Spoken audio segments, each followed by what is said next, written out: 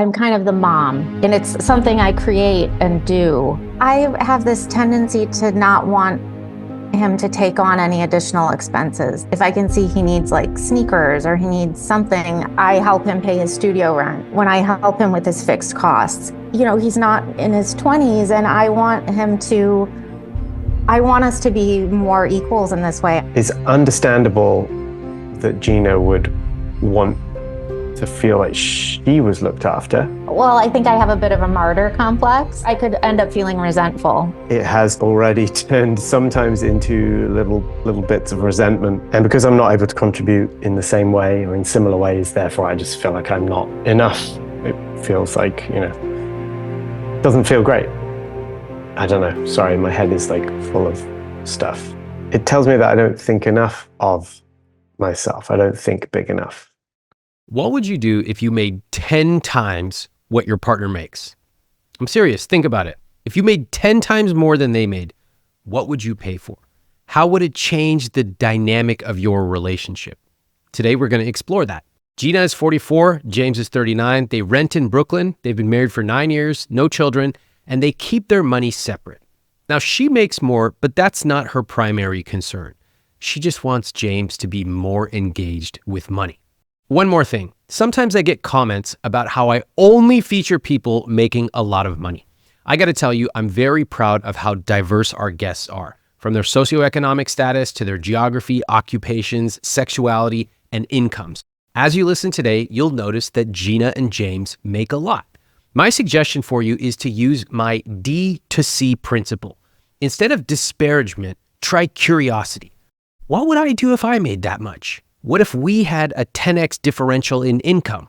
Most of all, remember that when I speak to couples with a lot of money, this is a crystal ball into your future. If wealthy people worry about money, you will too, unless you make a change.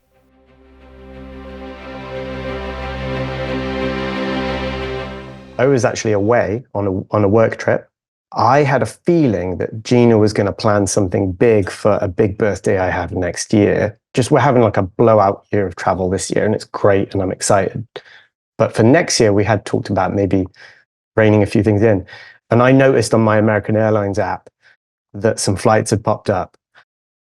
I know, and I'm not supposed to know that, but these flights have popped up, and I can see that Geena's planning something big and crazy, and I love her for it, but I want to be involved in conversations surrounding spending a lot of money on a holiday, even if I'm not the one spending the money, obviously. Have you talked about this before?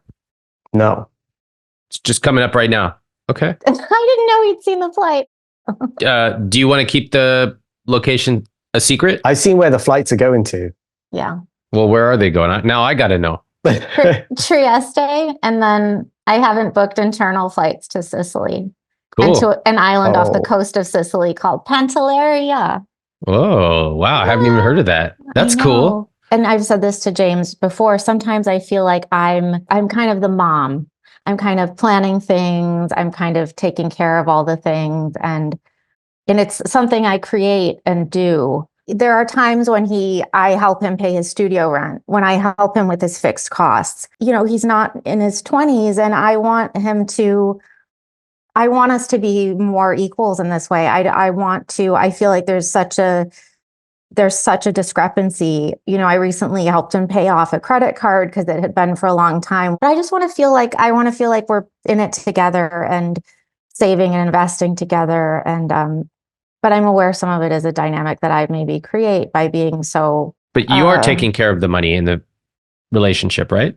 Yes. Well, the bigger picture sense, like James, we do split things proportionally. We do split our fixed costs, and I don't take care of everything, not at all. But if there were a emergency or something like that, I would be the one that would say, it's okay, I've got it. We have this, we can figure this out. I mean, just to put a sense of scale, you make about 10 times what James makes, right? Mm-hmm. Okay. If we're just speaking functionally, for the majority of the expenses, even though it's proportional, which I appreciate, you're taking care of the savings, the investing, the majority of the expenses. Would that be fair? Mm-hmm. Does that make you feel like mom? Is it the fact that you are paying more, or is it the fact that you are the one thinking about it, doing the work to plan certain things and what account it comes from? What is it that makes you feel like, quote, mom? It's the second one. I think that James intends to be involved, and he doesn't want to sit back and not be involved. But it works out this way. Combination of factors, our incomes, and also maybe my personality. From my perspective, Geena likes to take things on, and she likes to take things on in a way that often I feel a bit left behind, I would say. And I think also I have this tendency to not want him to take on any additional expenses. Like if I can see he needs like sneakers or he needs something, I want to be the one to cover those things because it is so much less impactful for me financially. But does it create stress with you, Geena? No. I think it's just the cumulative thing that I'm constantly feel like I'm keeping an eye literally on, like, I know he needs new running sneakers. I know we need these groceries. I know we need this. Like a mom having to make sure everything is running correctly. I feel, yeah. And it's not because James puts it on me, but it just feels like it's something I should take on because of our, financial situation. And I don't want to not be with James. I would want to be with him and have this situation, but I feel like I'm in it by myself. And how many other examples could we come up with in the next 10 seconds? Go ahead. Groceries is a big one. I love going to the grocery store. Okay, what else? Groceries, what else? Give me 10 seconds. Give me the lightning round. Just anything like shoes, sneakers, clothes, like things on Amazon, just things we need. I'm always like, what else? Who buys the paper towels? I tend to. What else? Who pays the irregular expenses, the property tax, the thing that happens every quarter, every 6 months? Who pays that? I do the renter's insurance. We rent. Okay, great. Yeah. What else? Just like the everyday bits and pieces, like things we run out of laundry detergent. So for some reason, I tend to notice that and get it. And also I like to be hold on. For it. Yeah. For some reason, what is the reason? I'm not sure. I mean, we were out of certain things and I think maybe James had used them more recently than I had. I don't know. He just didn't notice that they were empty, or I'm not sure. But that's so interesting. I did. I don't know. I texted him. I was like, "Did you notice we're out of the whatever?" It's fine. You're pretty mad. You're pretty mad.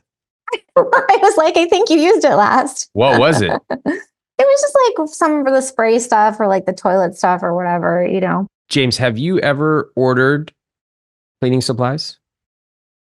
I have. Yeah. When?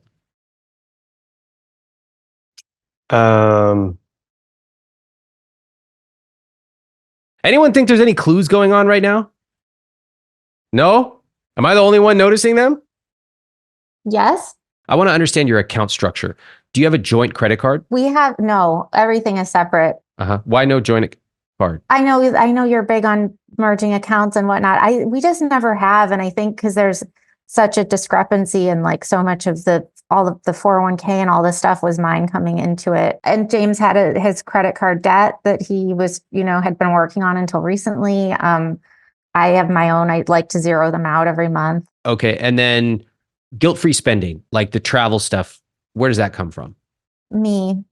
You. Okay. All right. Can we just, I'm going to do something unusual. Can we just jump right into your CSP? Sure. Some quick background. Geena recently paid off $10,000 of James's credit card debt. She said that hopefully paying off this debt would unlock his ability to save more. Let's take a look at the numbers.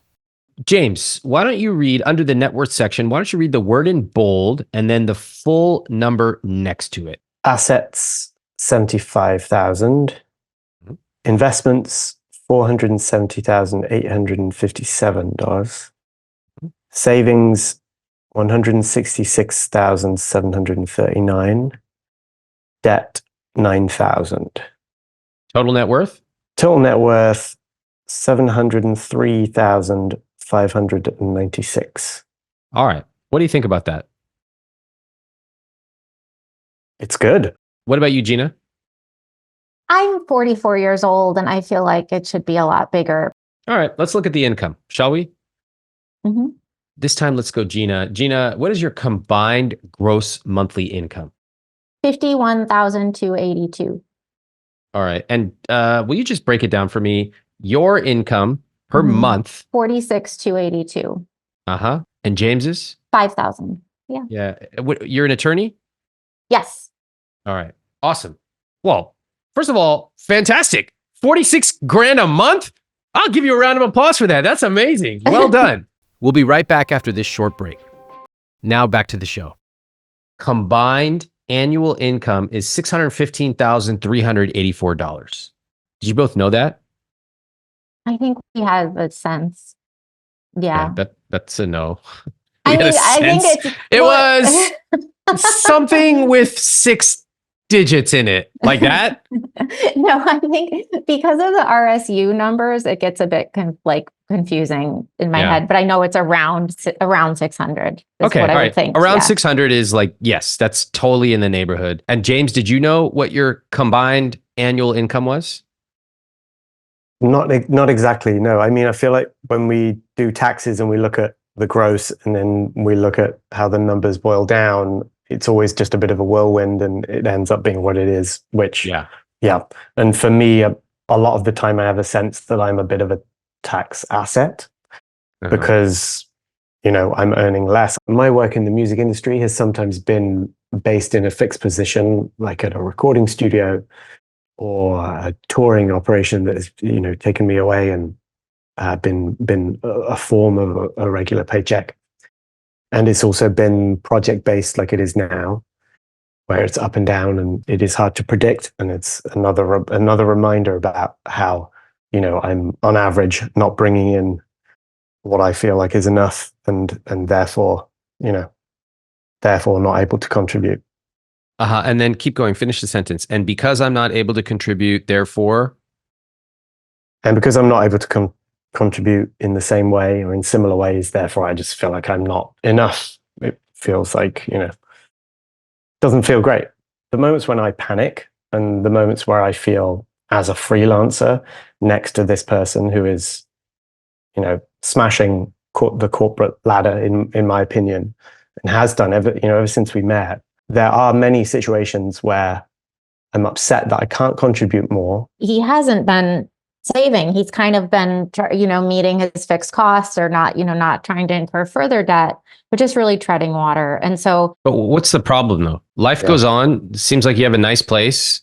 You're taking amazing trips. What's the problem here? Everything seems to tick along nicely, but I think there's potentially a situation where Geena is striving and doing really well with managing our savings and our investments. And I'm often putting myself under pressure, I think, to get toward, splitting things. And sometimes I worry that living in this situation and living with the nice things that we do have, because I'm trying to always keep up and trying to, be as much of a match as I can, I worry that I'm not allowing myself to do things like save and to do things that are more... Not allowing yourself to save or not saving? Just not saving. Let's look at your fixed costs. Fixed costs are 24%. Okay. I'm seriously not going to sit here and critique your fixed costs at 24%. That's amazing. Your rent is $3,500, quite modest for somebody making $615,000. Like you could be spending a lot more on that. I appreciate that you have a modest price place. Car payment. What is this? Like your train tickets? That's our Metro card. Subway. I love it. Groceries and supplements combined $1,080. I love this. Do you eat at work though for free, Geena? No, I don't. I work at probably the only huge tech company that does not give free. Pathetic. All right, fine. Hair. Your subscriptions are 1,734. Let me guess. Gym. What is this? Yes, gym. I go to a Pilates one-on-one, and I have a trainer. And then we also added in like Soho House and like those credit card annual fees. This is a very New York couple right here. Soho House. I got the Pilates. I'm like, I recognize this. Okay, got it. But we use them all. I go to Equinox like twice a day, every day. Great. So all Good. of that stuff. Yeah. Good. You go twice a day? No, well, I mean, sometimes I'll go to a class and then go. But yeah, I use it. Hold on.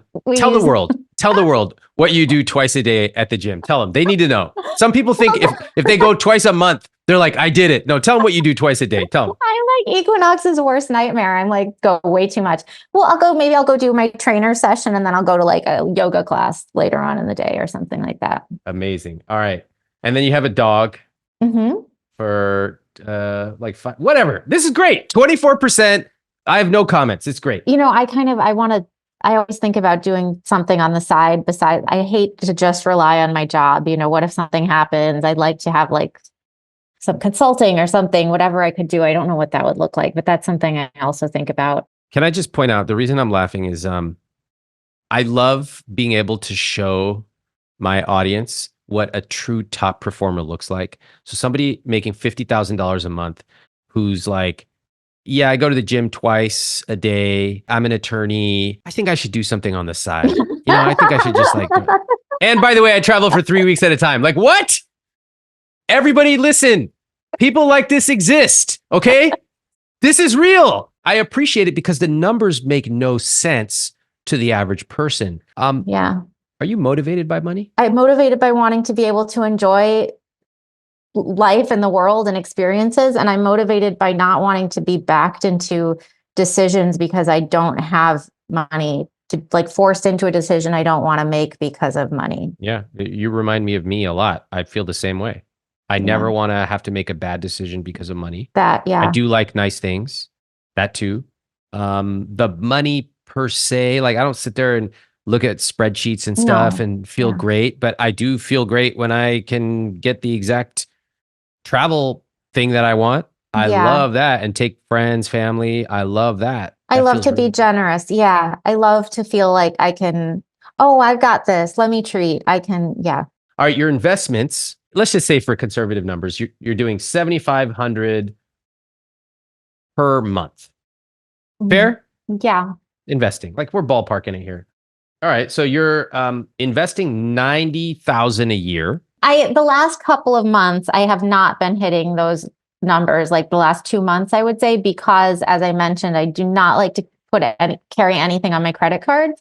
And why at 615,000? Why is it a decision between investing and credit card? That brings me to the last category. Let's just look at that, shall we? All right.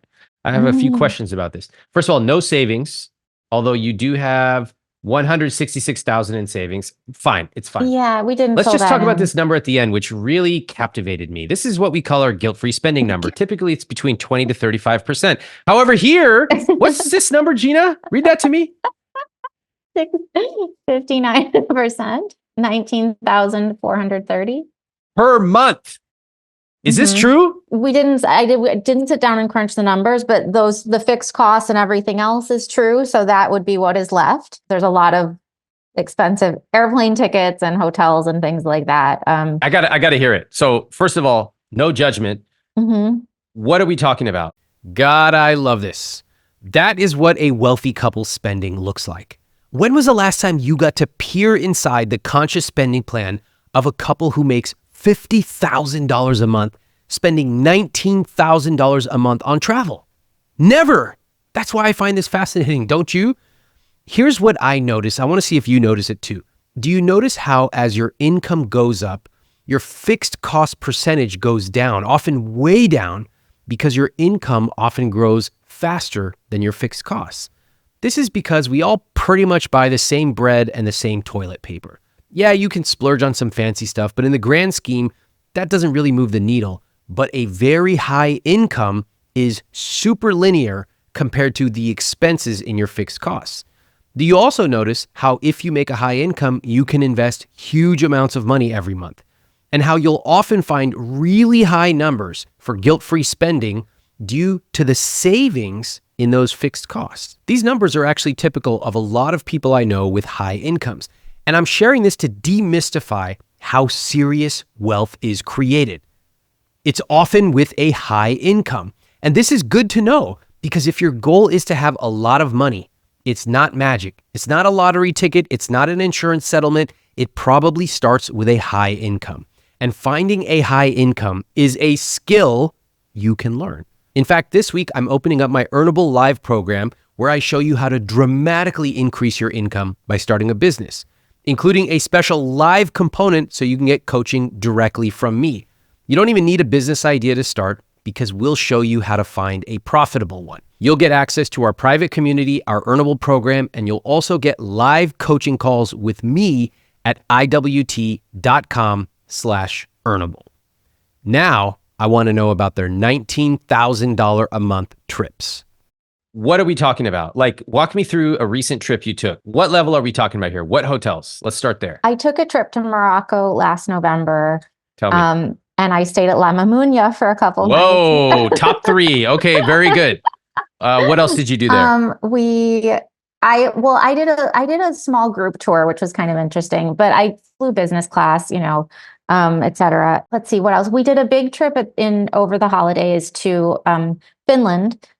We stayed up in the Arctic Circle at this place called the Arctic Treehouse Lodge, which is very expensive over Santa season. We stayed at the Upper House in Hong Kong. Very nice. Which was nice. That was a surprise for James's birthday a few years ago. So how's the math work out? Because I know how much all these places you're talking about cost. And I'm confused. Yeah, well, let's just make the math easy. $20,000 a month, that's $240,000 per year divided by 5 trips. Okay, $48,000 per trip. That actually seems quite reasonable, right? I think that seems right, like on average, because sometimes we'll go away for like 3 weeks and, the total amount for that is probably close to $40,000. Yeah. Well, just a guideline is like, as you know, for luxury trips, you can assume these days $2,000 per person per night.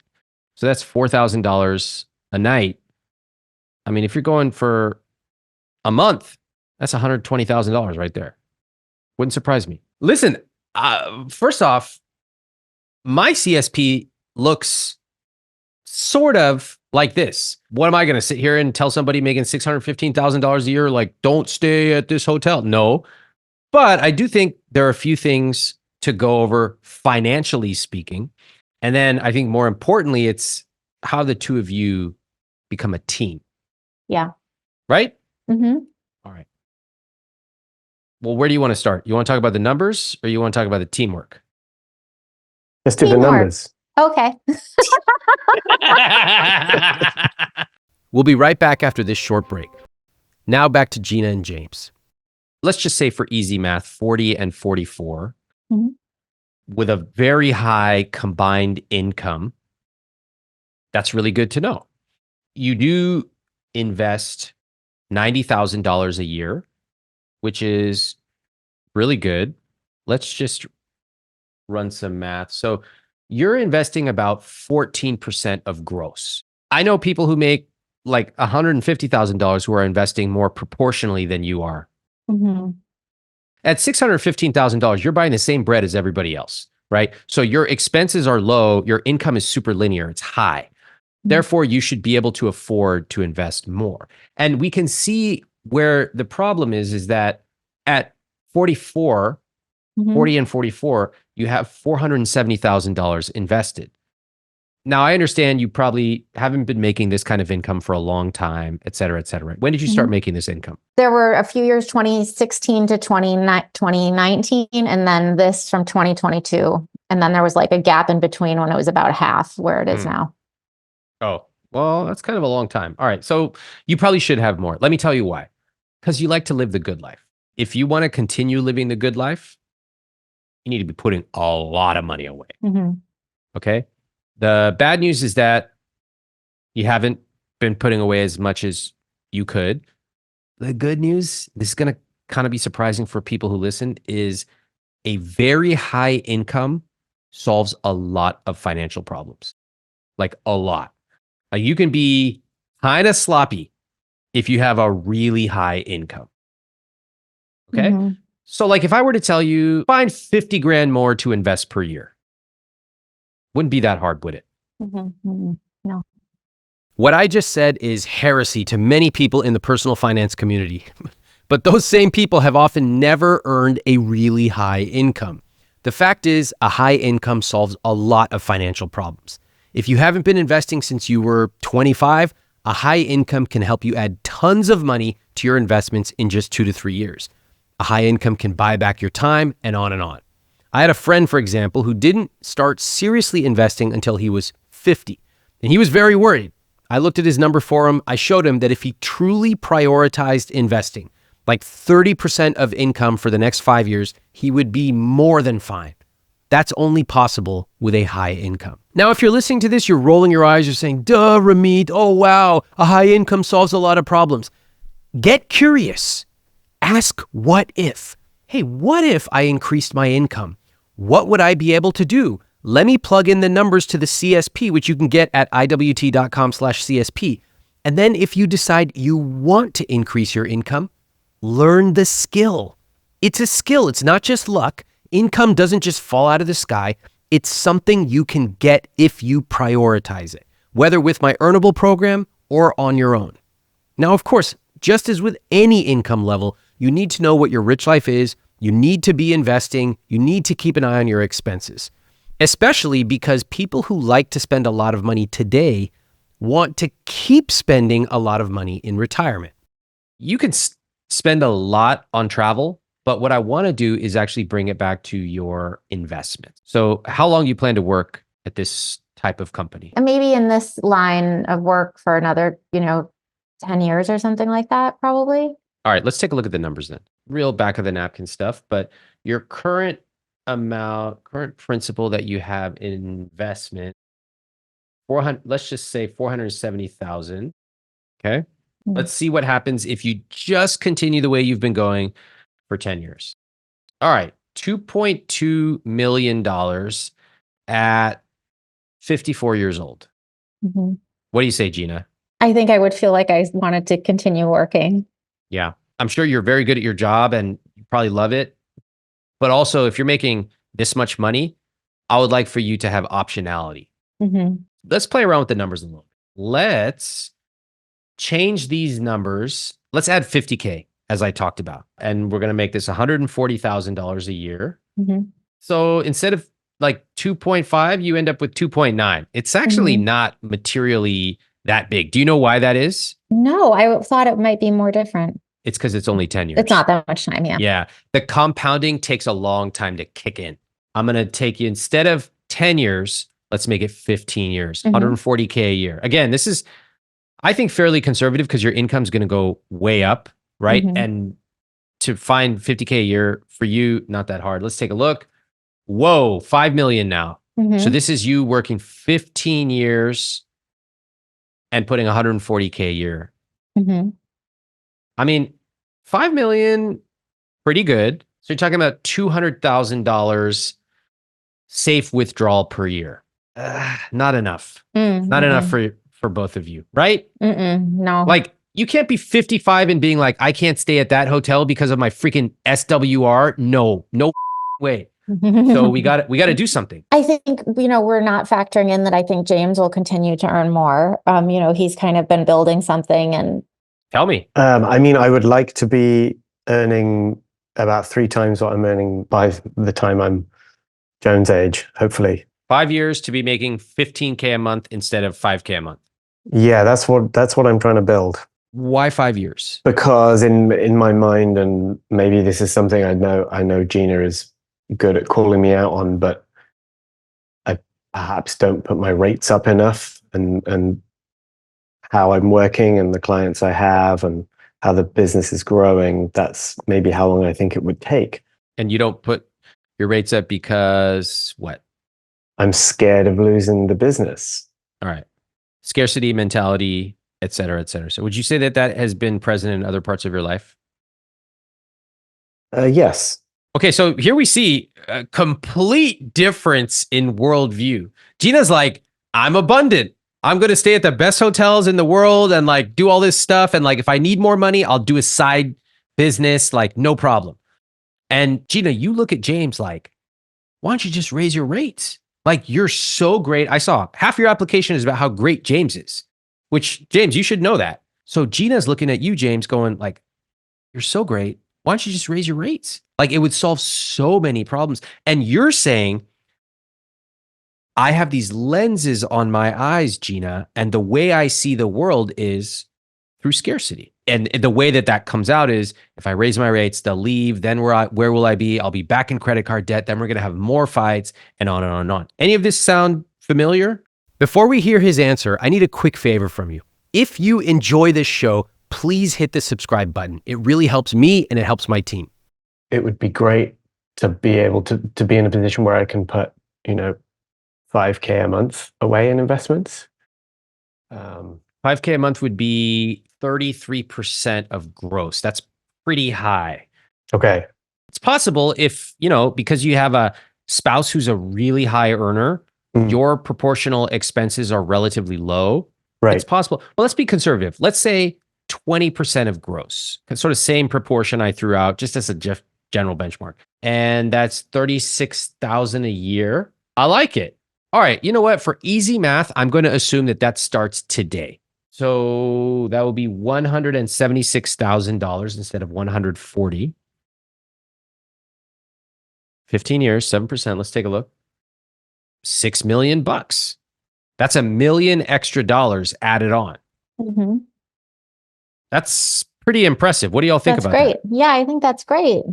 Awesome. Yeah. 15 years, not that long. 15 years. You're going to be 15 years older, and it's like you're going to blink your eyes. You're going to be there. Ah. Fantastic. I also think, that you could easily knock that number up to 7 or 8 if you wanted to. Basically, what I would do is any additional unexpected income that came in, I would make a rule, something like 75% of that unexpected income goes straight into investments. I do think that you probably need to dial in the travel and cut that back. Would you agree? Yeah. Can you? Yeah. Honestly, if I were you, just guessing the way you travel, what it probably means is you're probably going to go to the same places. You're probably going to travel at the exact same level, hotels, etc. It probably just means you need to take one less trip per year. Easy. It's an easy kind of rule. Let me break down what just happened. I showed Geena that she needs to be investing more. And for someone earning $50K a month, she can easily make it happen. Remember that in my experience, above incomes of $150,000 a year, people really stop tracking their spending. They get sloppy. So if someone's making hundreds of thousands of dollars, and I just casually tell them, hey, find another $50K to invest, for them, it's not that hard because it's like finding 10% of the median person's annual income. Okay, 10% can be done. Then I suggested a simple money rule, one less trip per year. Notice that in their case, I wouldn't tell them to downgrade their travel style. Why would I? They make $600,000+ a year. But a simple money rule, just cut off one trip per year and bank that money. Boom, they can hit their number, done. I also got James more involved. Now you can hear that his worldview of money is contributing to him not being an active partner. And people who are in this position often do the exact same thing James did. They come up with really, really long timelines for them to increase their income. 5 years to make $180,000 a year? No. Hell no. The solution is not to just grind it out for 5 years, especially when your partner doesn't feel you're involved. The solution is to fix your worldview of money and master your own money psychology. That can be done a lot faster than 5 years. Can we talk about what I think is actually more pressing, which is the dynamic when it comes to money between the two? If you had to describe this dynamic, the title of a movie or a book perhaps, how would you describe it? Wait, let's talk about it. That idea. Wait. Implying she's already off to the races, right? And you feel left behind, right? Geena, how about you? I'm always thinking less work, more fun. I'm trying to kind of maximize time and resources and. Where's the teamwork in that? Fun. No, that's not. Yeah. I mean, it's always with an intent of planning things that I know we both enjoy doing together. What are you realizing right now? You said less work, more fun. And I said, that sounds good. Where's the teamwork in that? Mhm. And then what did you say? I'm kind of thinking of things that we would both enjoy, but I'm thinking of them and I'm planning them. And what happens as a result of that? James feels left out. Mm-hmm. And you feel? Uh, Stressed. Yeah. It's Keep going. like, well, I think I have a bit of a martyr complex. Mm-hmm. Hmm. What else? I mean, I think it's similar. I could end up feeling resentful at a very far extrapolation. Nice. Yeah. Yes. Yes. Okay. Great self-diagnosis. That was really good. Just give me that title of the book, though. I got to get it. She's got to have it. I don't know. I don't know. Or like, How's I've that? got this. Or I've got this. Yeah. I've got this. ... And the subtitle is, but finish the subtitle for me. I've got this, but mm, I really want you to step up. Or I've got yeah, this, but I want yeah, a partner. yeah. What do you want from him when it comes to money? I want us to be on just more equal footing earnings wise. That's not going to happen. You make Mm. $46,000 a month. Pay close attention to what just happened. I asked, what do you want? And Geena replied with a phrase, I just want us to be on more equal footing earnings-wise. I don't really think that's what she wants, because we all know James is not going to earn $50,000 a month. There's no shame in saying that. Geena knows it. I know it. James knows it. I don't think her first answer is actually what she truly wants. I'm going to push back on that a little bit. I want us to be on just more equal footing earnings wise. That's not going to happen. You make $46,000 a month. It'll be in RSUs next year. Oh, that's what we're doing? I don't know. No, I don't know. It feels different. I don't know. Some of it, but have you I want it to be accepted? more, just more. Not. I don't expect equal, or I just like more shared, more on a like approaching level footing, kind of.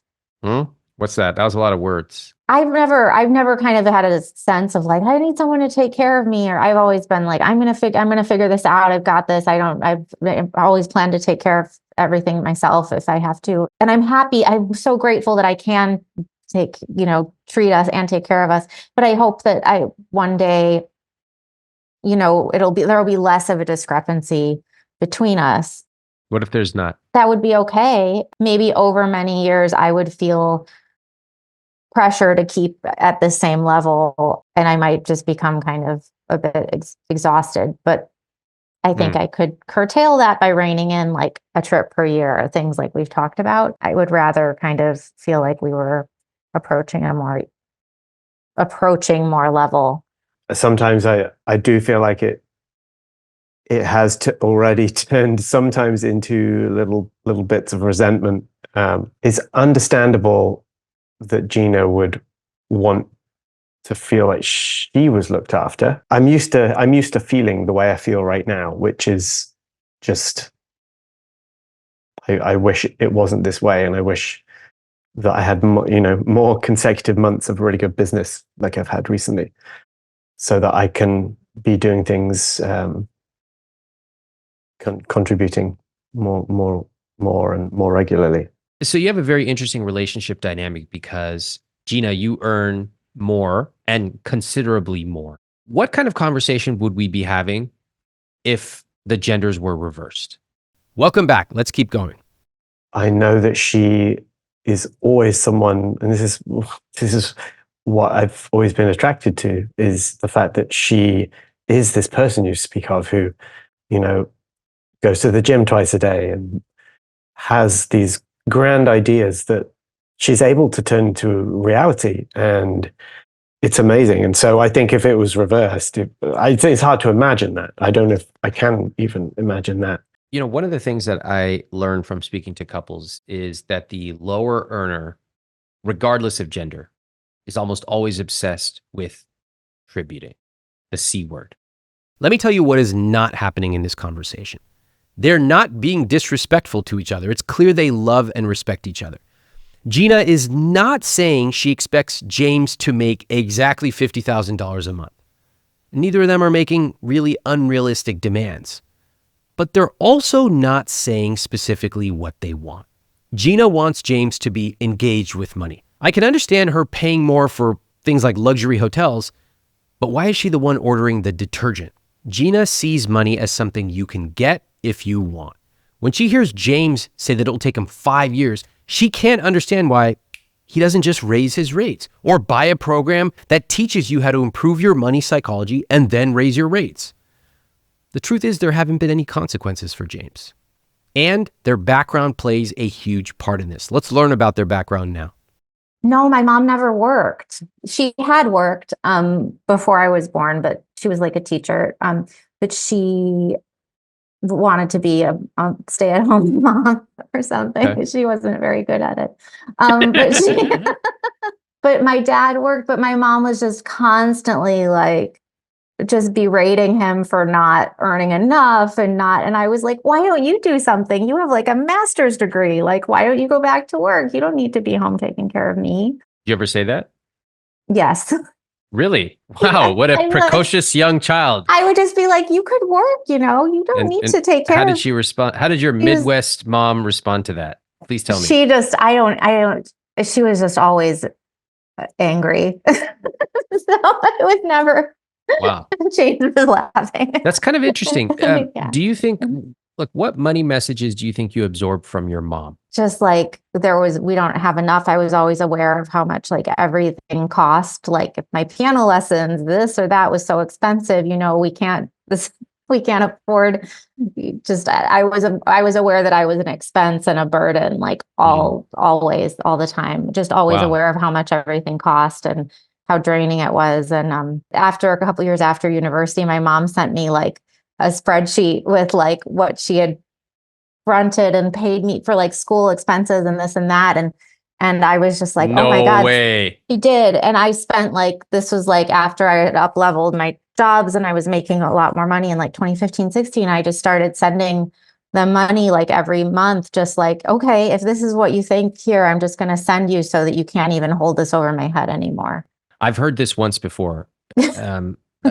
Parents who sent, like, they literally gave a card at graduation. Yeah, it was like that. Yeah. I grew up with like I was an only child, very scarcity mindset. For undergrad, I had like need-based scholarships, et cetera. I took out lots of loans to go to law school and everything.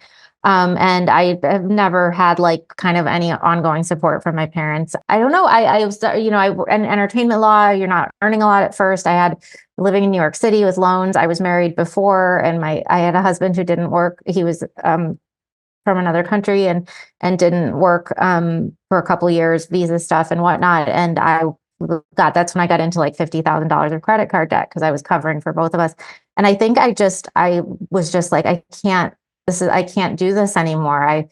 I just need to like up level. And I just started working with like scarcity mindset and trying to really train myself to focus on abundance and think of myself in a different way. And I got a series of jobs where I just jumped up my income a lot. And I made a point of just wiping out all of the debt. And that was in like 2017 or 18. And finally, I just was like, I can't, my parents, like my dad passed away, he worked until the end, like my mom is still alive. And I just was like, I don't want to be like that at all. Wow. And what about for you, James? What was money like as a child for you? What did your parents say about it? I was quite lucky. Like my dad was a dentist. He did pretty well. And my mum worked as well, full time. And we went on trips. We did cool stuff. We were pretty well looked after. My dad left to go take a job abroad when I was 11, and then he never came back. And then it was like mum was, running the house and working extra hours, and life became a bit more stressful and weird.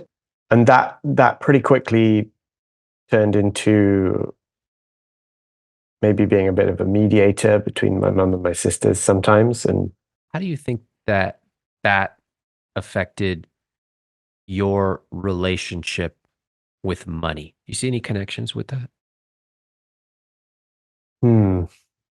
As the youngest kid, I always had this feeling of wanting everything just to be okay, like energy wise, is everyone all right? Is the energy cool? Wow. Are people That's in- happy?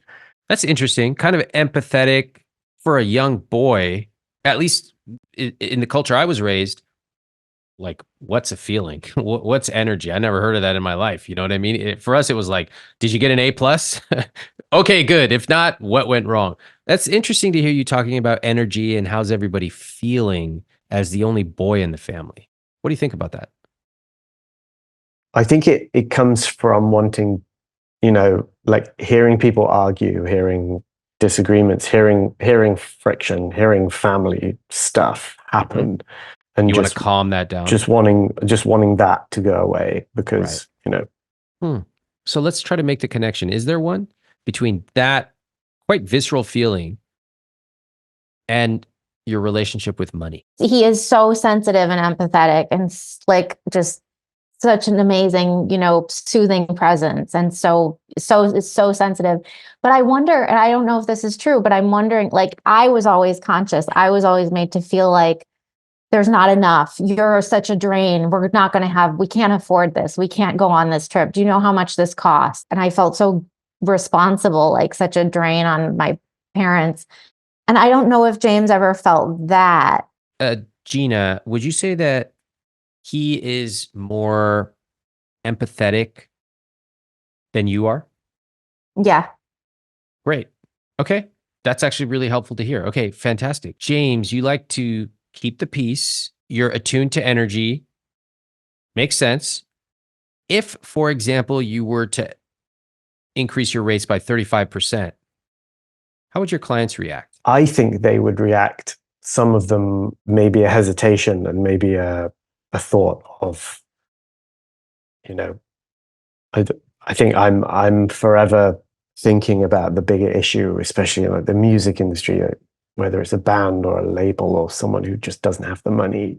I think I have a scarcity mindset that's maybe extended to the point where I'm assuming their position is maybe like my position. So why would I want to That's right. risk upsetting or potentially pushing away a client?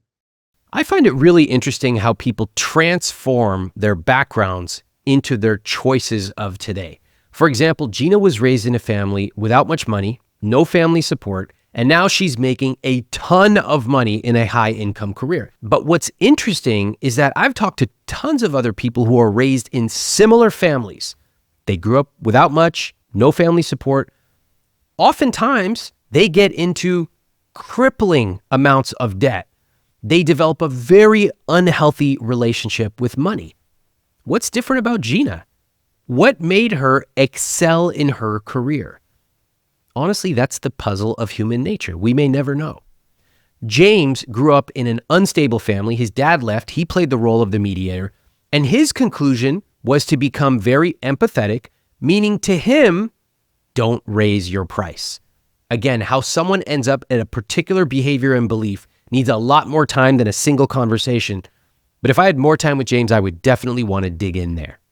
What I don't hear is clear expectation. Geena, I think from your perspective, you knew James's career path and you also knew your career path. And they're radically different simply from the monetary perspective, right? You're always going to make more. Let's accept it. With that said, you can want certain things from your partner, but we got to be specific about it. What is it that you want? Give me specifics that I could observe with a clipboard. I want James to have some sense of ownership of, he's set up his Roth IRA. He's contributing to investments. He's got his little brokerage account maybe, and he's doing something with that. And he's really owning it and or contributing to ours together. But I don't like being the only one doing all of those things. I help him pay his studio rent. When I help him with his fixed costs, I recently helped him pay off a credit card. I know he needs new running sneakers. I know we need these groceries. I know we need this, just like the everyday bits and pieces, like things we run out of laundry detergent. Sometimes I feel like I'm kind of the mom and it's something I create and do. there are still months when, he's kind of short for, some of his fixed costs or things like that. And I'll help bridge the gap. I don't want that to happen. I want him to be like really smooth sailing where he's got buffer and there's never going to be a question of paying like studio rent or anything like that. It's all easy covered, well covered all the time. I love this. What else? I was thinking of the automatic response, like, I want him to plan trips and take me, but I don't really need that. I like planning and organizing. I think we've learned that I can try to include him more, and maybe ultimately he can split some of the costs of the plane tickets or things like that with me. And we can have a conversation and choose some of those things together and maybe one day split some of those costs. All right. James, what about you? What do you want with this money dynamic in your? A sense that I can, I can contribute to things, that I can have this. I've set up a solo 401k, but there's nothing in it. And I'd like to be able to start putting things in there. And I've just recently, I've got $1,000 left on a credit card that was a real problem for me for a couple of years. It's just floating and causing a lot of stress for me and making things hard every month. Now that's gone, I would like to make a big push toward putting things away more every month on the months that I can, because it won't be regular. But on the months that I can, I'm happy for Geena to continue and book the trips that she wants to book, and these things that I can see she's actually passionate about. And as someone who's earning much less, I would never want to take anything away. I would never want to say to Geena, like, you maybe shouldn't have booked that trip with those crazy flights on Qantas or whatever it was. I want him not to think of himself as the one who's always earning less. When he says, months that I can contribute, because it will always be up and down, I want to be at a point where you always will be able to contribute something. When you've been playing small for so long, oftentimes that's all you know. I heard the same thing, Geena, that you heard, which is this sort of like, I hope that most months I can, but there'll be months that I can't. Like in my world, there is 0 months where I'm not contributing to my household, ever. I will always, it's like breathing oxygen. You feel the same way, right, Geena? Mm-hmm, yeah. Mm-hmm. James, you don't. It tells me that I don't think enough of myself. I don't think big enough. Correct. Quite a realization. And I think that is one of the core things here. This idea of playing small, that like maybe it was my credit card debt, or like it's this recurring thing that I've had hanging over me. Mm-hmm. But we've got to find a way for you to turn the page into the new chapter. Now, do you want that? That's my question for you. Yeah, of course. Okay, I didn't hear that. It's almost like you say, it's almost like it's the narrative that's stuck. Even just hearing it in my head, it sounds like a bit of a broken record or something. Yeah. Just won't when you said it, I was like, oh no, not that again. Like, and then that's why I had to jump in. Yeah. Now we're starting to get real. Okay, well, now let me read you what you wrote in your application. Mm-hmm. You wrote, I've paid off 5 figures of his credit card debt, as that was always the excuse. But even still, he's not able to save and meaningfully get ahead. Mm-hmm. I feel like this thing about contributing and trying to get credit for contributing, on my end, there's some weird energy there. I feel like, I don't know. Sorry, my head is like full of stuff. What if Geena got hit by a bus tomorrow? What would happen? I would be in trouble. I mean, I wouldn't be able to live in New York City. We've talked about that. What would you do then? I'd have to move away, or move to where I've got some friends, or move home. What would you do for money? I could still do what I do and live somewhere that's cheaper and has, less expenses, and make things work for myself. You could probably be tough on $60K a year. Sure. Anywhere. Yeah. I think everything you said is right. And I love the honesty. I'd be in trouble. Who's the solution? Geena. Geena will get the Lysol, will pay the credit card debt off, will plan the trips, all of it. And the question I asked was, what if she wasn't here? What if she got hit by a bus? But also, Geena, it would be a tragedy to leave your partner without the skills or capabilities or knowledge to even like survive, right? Teamwork means we got to equip our partner, both of us, with the know-how to survive in case something happens to us. James is a very nice guy who's become used to Geena taking care of most financial things. Yes, he feels disempowered. Yes, he has money issues from his childhood. And yes, Geena also reinforces this dynamic. And that's why I'll get further from helping him realize the stories he tells himself than from yelling things like, hey, James, you need to man up. Hate that phrase, by the way. Geena and James want to be together in a more equitable, rewarding relationship. Great. They're not here to be humiliated. They're not here for me to take sides. That's why I'm taking the long, slow route, even talking a lot to Geena at the beginning, so that James feels much more comfortable to open up and realize why he's behaving this way. You see the world completely differently, and we can change it in lots of different subtle ways, but it's really that scarcity, abundance. I want this type of lifestyle and I'm willing to do anything to get it, versus like, I don't know what's going to happen. If they leave, then I'm in trouble. It's a lot of internal voices. James, you hear those, right? Yeah. Geena, you've heard this podcast. You've heard many folks who come on and they are subsidized or they are protected.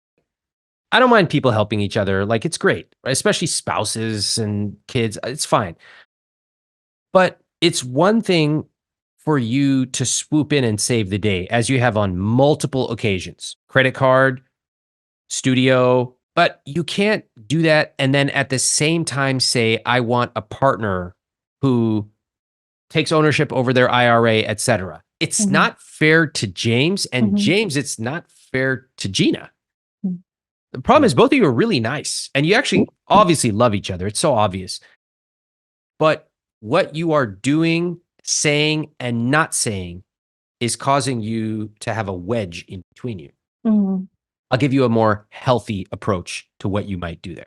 Okay. What you might do instead is to sit down and say, hey, let's talk about our CSP. Let's talk about kind of our vision for what we want to do this year. And let's talk about numbers. We're going to have some really honest conversations. I love you. Nothing said here is about hurting you, vice versa. But we got to unwrap this knot that we've gotten ourselves into and create the life that we both. Cool. We can all agree on that. Just like start off at the real high level. How do we want to feel? I suspect you probably haven't talked about what life looks like with like 5 million at age 55 or 6 million or 10 million. And those are probably conversations I would encourage you to have. Like, yeah, we generally know that we'd like to kind of live in New York, maybe, and maybe overseas, have a couple places, spend time, but very general broad strokes. It might be time to get more specific. Yeah. Your solution might be, let's create a joint account. James, this is how much can you contribute? And whatever James says, you need to pick a number that is substantive. James needs to find a way to hit that number no matter what. And the rule is like, there's no coming back to Geena for support with your business. Like, that's a business issue. That's your business.